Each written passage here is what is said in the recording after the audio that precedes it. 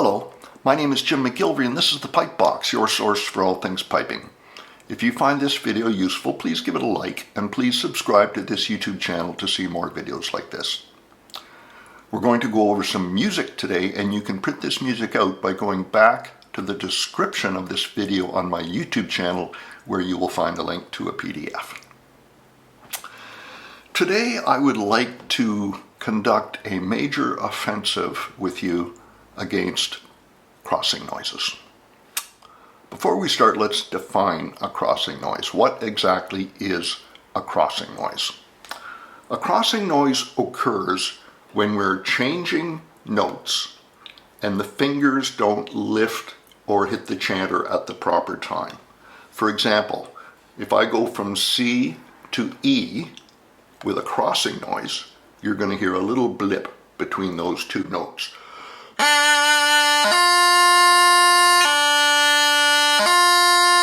You can get it from E down to C as well. So a crossing noise from C to E occurs when the C fingers hit the chanter before the E and low A fingers lift, and you get a little low G blip in there.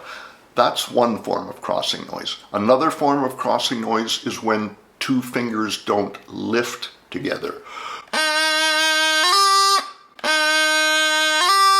or when two fingers don't come down at the same time. Those are all forms of crossing noises.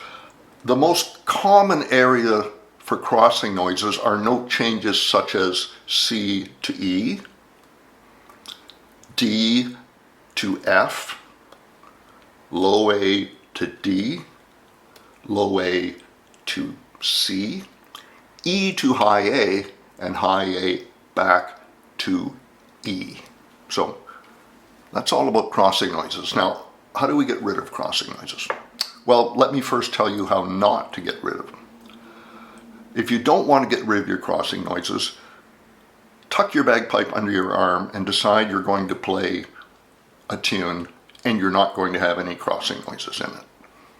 You may be successful. You may eliminate your crossing noises that time you play the tune. You may not.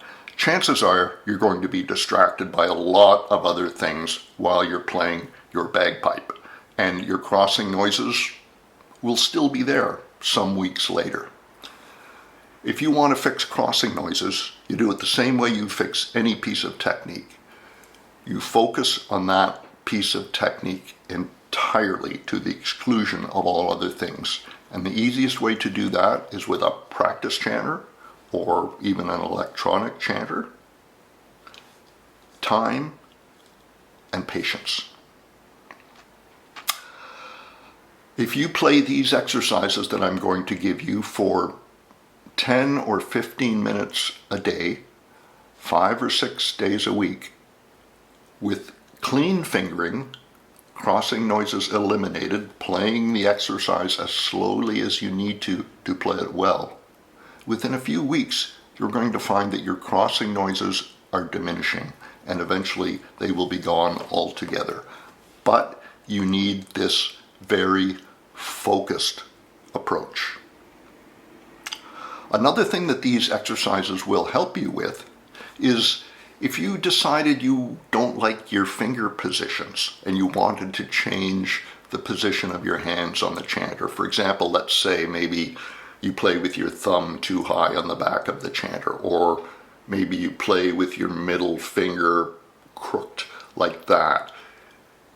Decide on your best finger position on the chanter and then play these exercises very slowly, focusing on keeping your hand in those positions. So, two big benefits to crossing noise exercises. Okay, let's start by having a look at the first exercise in its entirety. As you can see, there's not a grace note in sight. There will be no grace notes in any of these very, very basic exercises. We're not working on grace notes here, we're working on clean note changes, and that's all I want you to think about. The exercise is fairly long, but it contains every possible note change on the scale. So if you can play this exercise without a crossing noise, you're doing very well indeed. There is a discernible pattern to this exercise, and you will pick that up after a few playings. Let's hear exercise 1 on the practice chanter.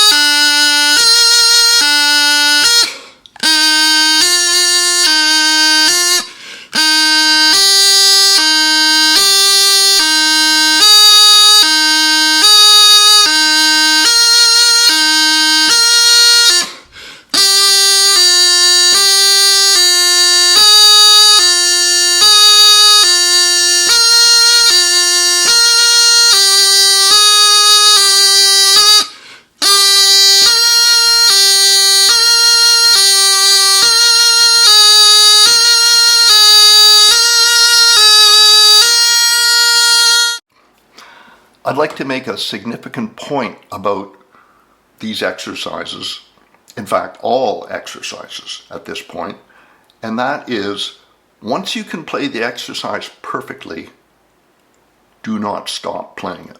That's not the time to stop. The changes will not find their way into your playing unless you play that exercise perfectly for a number of days, weeks, months, as long as you need to make the changes in your playing. So your goal is to play exercises perfectly, repeatedly, until your playing changes. Our second exercise is very similar to the first, except it's really going to focus on hand changes, because I find most crossing noises occur as hands are changing. One other thing I would like to say about these exercises, and I've said this many times in many videos, play them as slowly as you need to play them perfectly. You can gradually bring the tempo up, or you may not need to, but do not play the exercise with flaws. If you have flaws, slow down. If you're not sure if you have flaws or not, record yourself playing it, and then listen to the recording later and see if you can hear flaws in it. But play the exercises slowly and correctly. Speed is not of the essence here. Okay, here is exercise 2.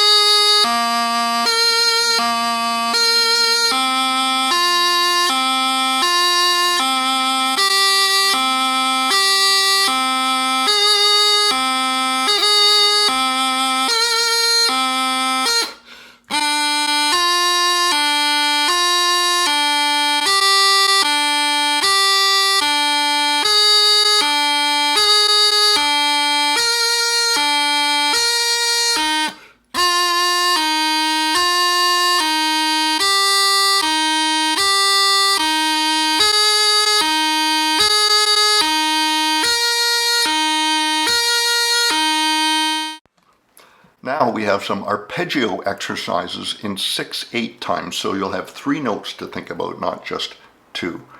Remember, go as slowly as you need to play the exercise well. Here's exercise 3.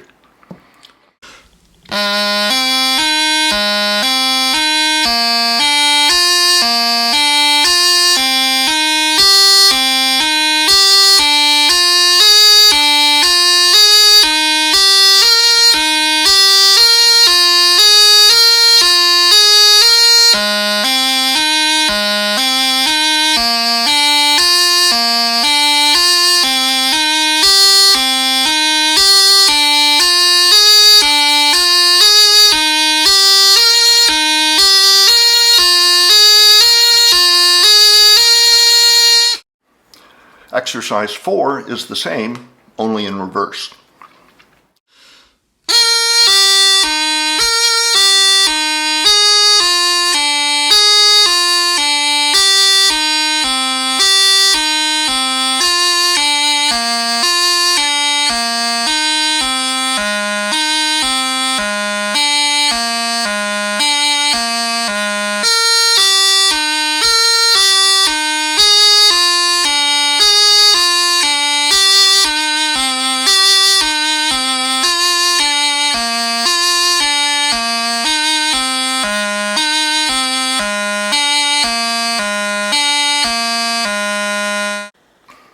Our 5th exercise is the same as exercise 3, except with some pointing, which makes it a little bit more like a tune. Here's exercise 5.